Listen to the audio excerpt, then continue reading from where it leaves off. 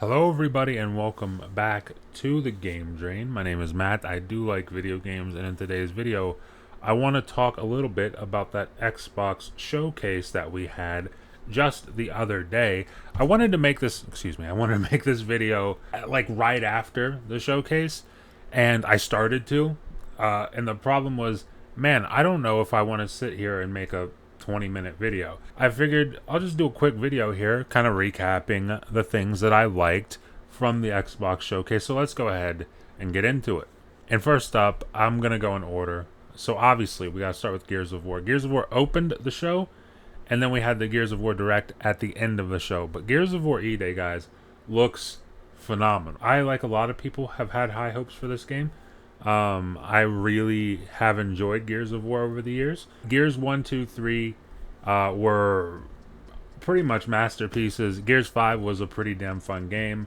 And I'm looking forward very much to Gears of War E-Day. It was weird seeing Marcus and Dom out of their actual Gears armor. They kind of looked like obviously like they were missing something, right? They didn't look as huge and gigantic as they normally do in that Gears armor. Granted, they're still massive, massive dudes. But the gameplay looked amazing. There's a lot of improvements. We've got like proper climbing now as a part of the gameplay.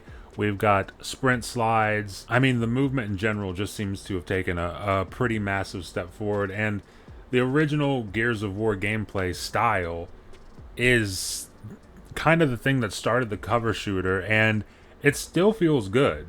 Like Gears of War 5, you can play it today. It still feels good to play. The problem is that it hasn't evolved too much. It really hasn't evolved too much from its inception, and this seems to be a proper evolution of the gameplay for Gears of War, and it doesn't seem forced. It doesn't seem like they're doing anything that's particularly unnatural for Gears of War. It all looks very smooth and very thought out, and I'm quite interested to see exactly how this feels when you're actually playing it, because being able to sprint slide in Gears of War is something I've certainly thought about, but I always just kind of figured it might not make too much sense. But when I saw it in action in this trailer, I was very much sold on it. I was very much sold on it. But outside of that, we're talking new weapons. We're talking a tone shift, a seemingly very serious tone shift. Gears of War 5, look, I think you either enjoyed the story or you didn't like the story at all. I know people who hated the story in Gears of War 5. I know people who hated the characters in Gears of War 5. Me personally, I enjoyed the story. I thought the characters were completely fine, minus JD. I don't like JD. But outside of that, I thought the characters were completely fine in Gears of War 5. This, however, seems to be taking a much darker turn, a very much a return to the original vibe of Gears of War. Because if you remember Gears of War 1, it was definitely a darker game, a lot darker themes. Gears of War 2 kind of carried that into the sequel. Sort of had that in Gears of War 3. It was kind of a mix of what Gears of War became and what Gears of War was before that. And to me personally, Gears of War 3 is my favorite. But we seem to be taking a shift, a hard shift back to a very dark tone, which I'm not against at all. I think it's going to be very interesting to see what the Coalition can do making that shift. But it looks like they might nail this. Up next, I gotta talk about Fable, because this is one of my most anticipated games of the generation. Fable looks amazing. And every time we see this cast is insane. The cast is insane for this game. Every time we see a new trailer for Fable, I feel like we see a new celebrity announced for the cast. And I think they announced I think there was 3 new celebrities in this trailer that we didn't know about for this game. So it's a star-studded cast. I was already sold when they announced Richard Ayoade. When they showed Richard Ayoade in the game, I was already sold. I love Richard Ayoade. I love the IT crowd. Amazing. I was already sold. And then they started showing off actual bits of gameplay, the combat, what we can expect from the world, how it actually just visually looks, and it looks amazing. It looks amazing. Every time we see this game, it looks amazing. We've had to wait longer than I think anybody would have wanted to wait for this. I mean, it was announced back in 2020? But Fable looks amazing. I can't wait to play it. I know a lot of other people can't wait to play it either. So chalk that one up, put it on the list. It is very highly anticipated by myself. And I'll say this, it is anticipated so much so by myself that I did go ahead and buy the Fable Collector's Edition. This is the first massive edition of a game I bought since Halo Reach, or since Halo 3 actually. So I'm excited. I can't wait to play this game. I'm assuming we'll see more of it at the Dev Direct next year, right before it launches. So I'm looking forward to that as well. But guys, February 23rd, 2027. Seems like it's a long ways away, but in reality, it's not that far away. So I'm excited. Can't wait to play it. And that is Fable. Up next after that, we've got to talk about Halo Campaign Evolve. Now, when this was announced, like, what was it at Halo HCS Halo Championships last year? I was definitely intrigued. I figured, hey, they're trying out Unreal Engine. They're gonna get their feet wet. It's going to be a relatively easy project, right? Halo CE already exists. It's hard. Granted, CEA kind of did. Let's be honest, but it's hard to truly, really, really fuck it up. So, like, it's a good way to get their feet wet with Unreal Engine, get acquainted and everything, and then also do a little bit of fan service for the Halo fans. I'm a big Halo fan. It was like one of the biggest parts of my childhood was Halo. So, getting a Halo CE remake, I'm down for it. Getting new content into the game, I'm down for it. The way that it looks, I'm down for it. The way that the gameplay looks, I am absolutely down for it. This, honestly, I went from being like, yeah, hell yeah, I'll play Halo, to like, oh my god, I can't wait to play Halo. So it definitely shot up on my list after the showcase. And the good news is we don't have to wait long at all for this. This comes out July 28th. And then there's early access, and that's like July 23rd, I think. So we don't have to wait long for this at all. And then after that, we've got Resonance of Plague Tale Legacy. This game was announced last year. I want to say last year at the Xbox Showcase. You probably know that I'm a big fan of a Plague Tale Requiem and the original Plague Tale Innocence. This game looks like a big step up. And listen, Requiem, Innocence was great. Requiem was so much better. This looks like it can be much better than Requiem. Requiem kind of introduced the inklings of combat. There was definitely combat in Requiem, but you were still more defensive as opposed to offensive in Requiem. Whereas this game, they give you a couple blades and they say, "Hey, go cut some people up," and I love to see that. It's expanding upon what the game was doing, adding different elements into it. Combat being a massive improvement, more focused part of the game, which I'm not mad at all. I definitely can't wait to play this. And again, good news, August 27th for this game. So just like Halo, it's not that far away at all. All right, and up next, we've got Metro 2039. I played Metro Exodus first, and then I played the first two games. And that was only this generation that I did that. So I was very late to these games. I am now a certified fan of the Metro series. I've actually been listening to like Metro audiobooks as of lately. So I'm getting pretty into Metro as a series. What they showed last month looked amazing. What they showed at the showcase also looks amazing. Metro has kind of always been a dark series. This looks like it's going to be darker than any other Metro. I'm very excited to see how that's handled. The story seems interesting. I think we're playing as a different character. We're not playing as Artyom in this game, so I'm interested to see how that goes. But all in all, I'm very excited for Metro 2039. And then after that, we've got to talk about Senua. I'll just say, this is the most surprising thing of the show to me, because I really enjoyed Hellblade 1. I really enjoyed Hellblade 2. I thought the story was better. I thought there were definitely things about that game that were better, but I think gameplay took a step back in Hellblade 2 in favor of a more just cinematic experience. It was very much an interactive movie, Hellblade 2, which, if that's what they want to do, hey, that's what they want to do. That's completely fine. I still enjoyed my time with the game. But for this game, I was not expecting this. This seems like, and I know they've talked about it, it's not a full balls to the wall action game, but it is an action adventure game.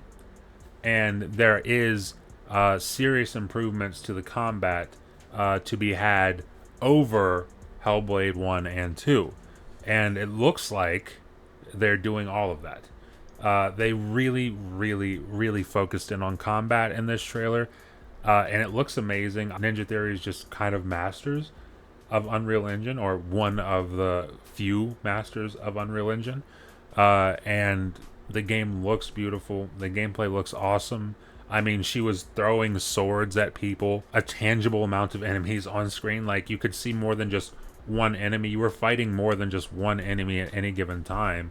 It seemed to be like a crowd of enemies that you kind of had to work your way through, which is very, very awesome. And I think that that was one of the complaints that a lot of people had, was Hellblade 2 didn't feel much like a game as much as it did kind of just, like I said, an interactive movie.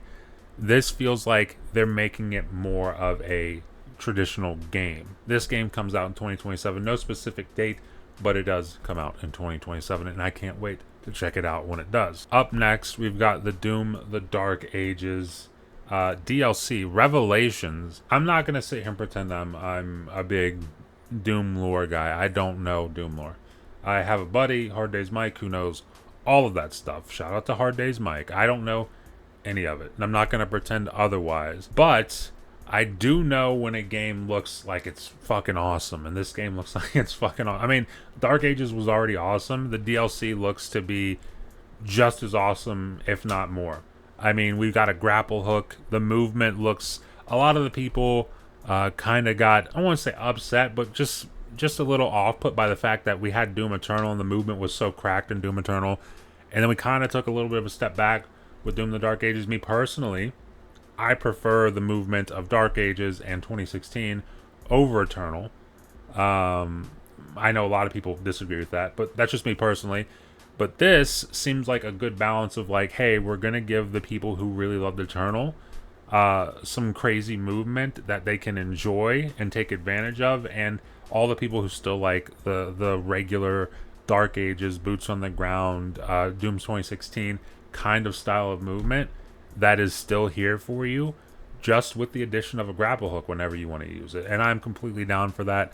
I mean, there's not much to say. They're kind of masters of gameplay. This looks no different. The gameplay looks nuts. The weapons look nuts. I mean, I know they were talking about this being big enough to be its own game, and I believe them when they say that. They also kind of showed a little tease of some classic Doom stuff, like revamped classic Doom stuff. I don't know what that's about.